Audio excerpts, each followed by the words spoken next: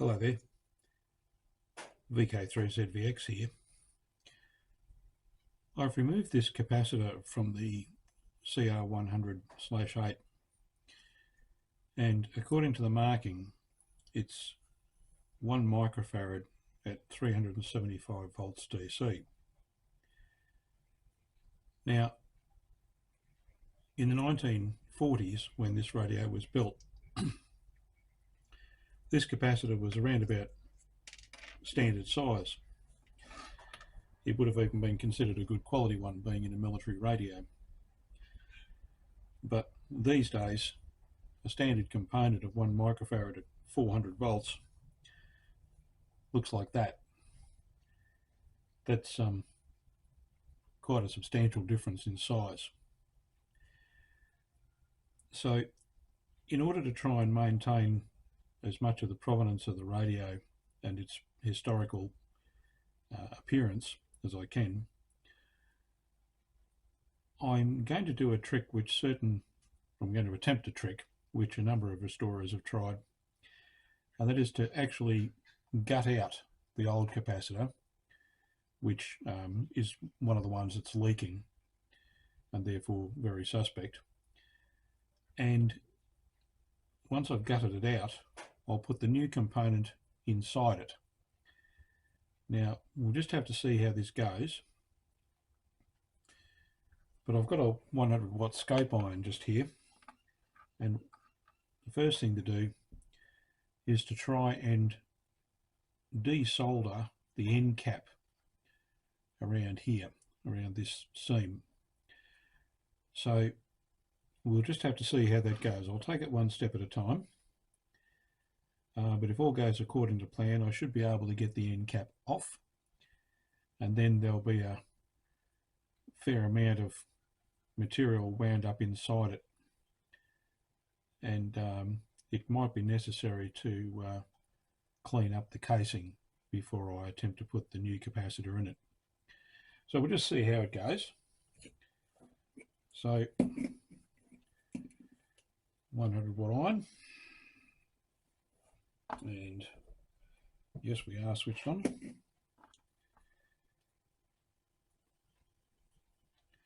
And we have temperature. So we'll just try and heat this up, and we'll see if we can sweat the end of the can off. So we might just find a hot surface to work on.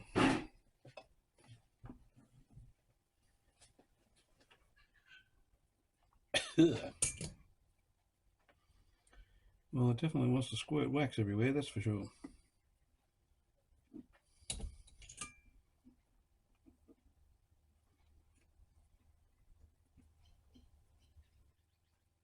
Oh, look, we'll keep going.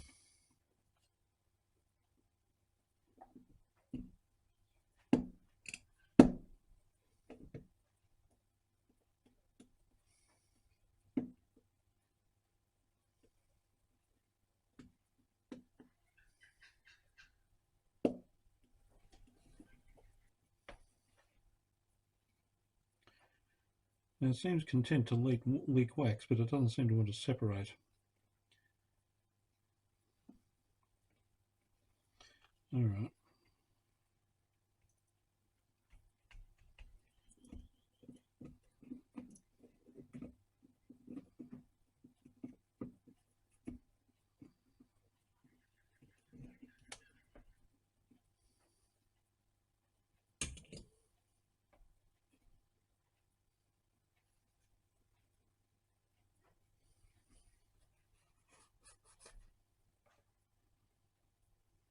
All we've got at the moment is a canister full of hot wax. So I wonder if there's another approach I can use.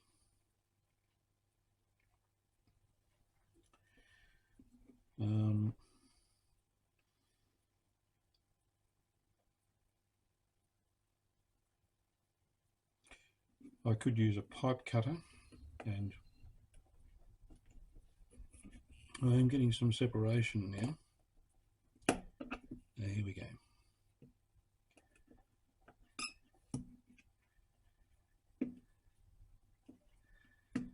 quite a lot of wax coming out of it.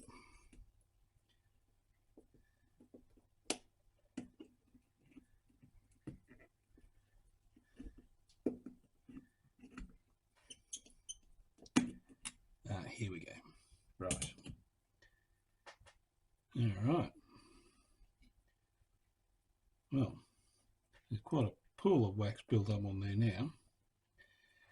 And here we have the cap and the internals of the capacitor. Now, this should all, there we go. Right, well, there's the capacitor.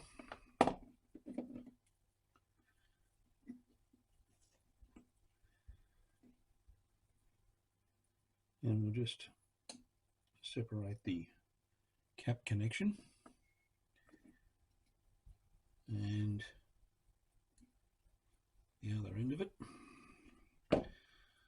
So there's the capacitor proper, which is essentially just two strips of aluminium rolled together and separated by waxed paper.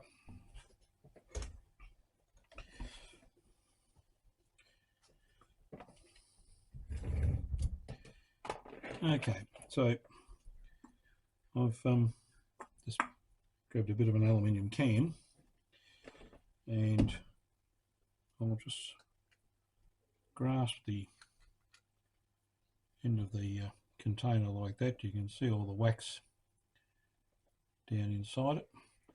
So by my reckoning, if I hit this with a heat gun, that should cause all of that to melt.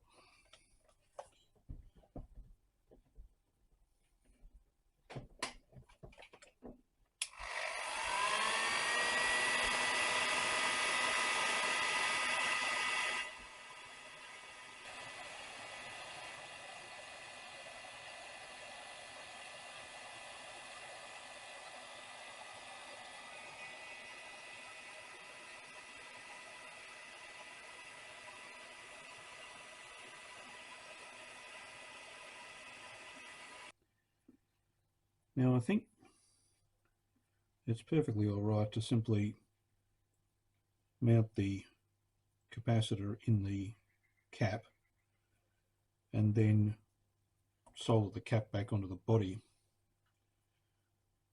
and then rely on the body to provide the ground connection to the chassis as it did before. I think that's probably okay.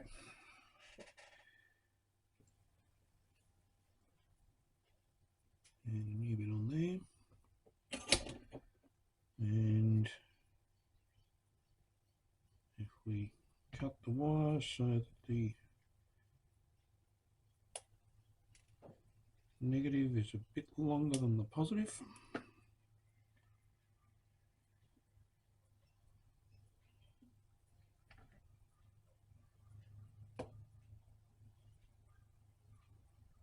and give them a suitable bend. That looks a bit like they'll go together just nicely.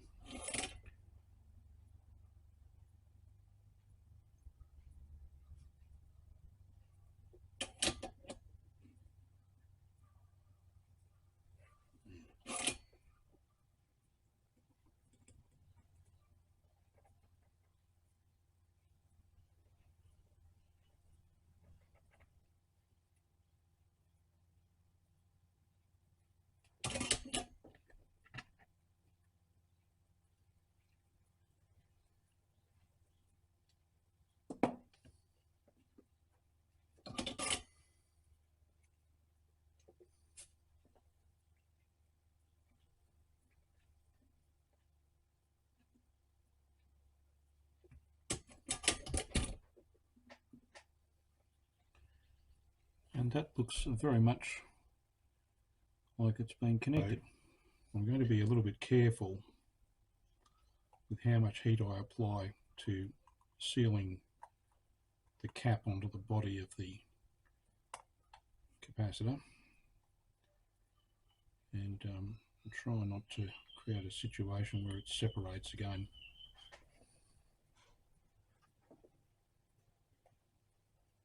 Let's just tack that together.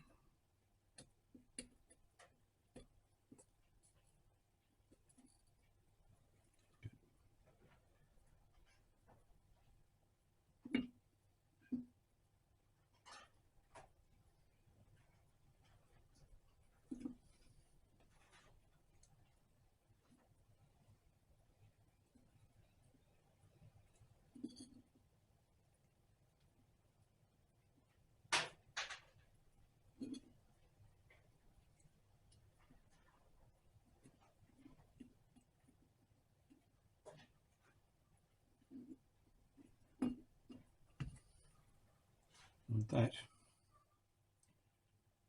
looks like it's pretty well there. It's a little tiny bit cockeyed, but it has achieved the result of maintaining the certainly the appearance of the original capacitor.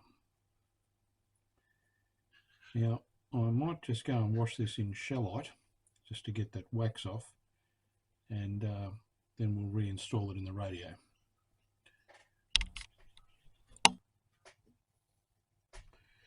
Alright, so here's the capacitor, and the hole for it is just back in there, so we can insert that through the hole easily enough. The there's a standoff for it. Pop that in there, and a star washer on the back.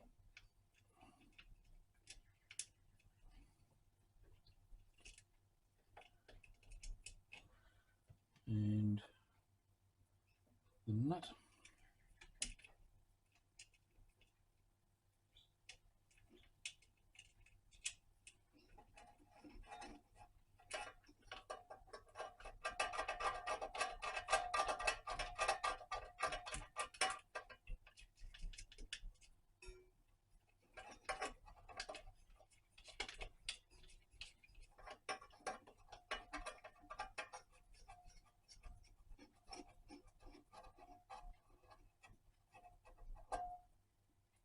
Okay, looks nice and secure.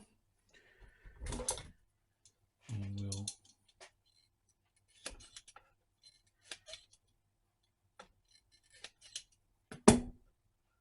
the old rubber wire. It's still all right, but it's a little bit gooey. So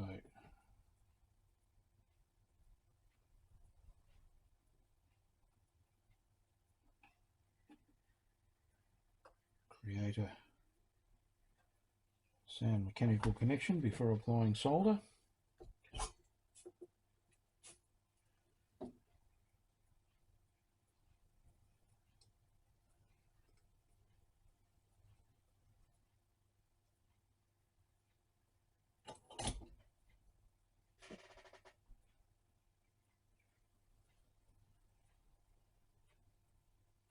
And that appears to be that.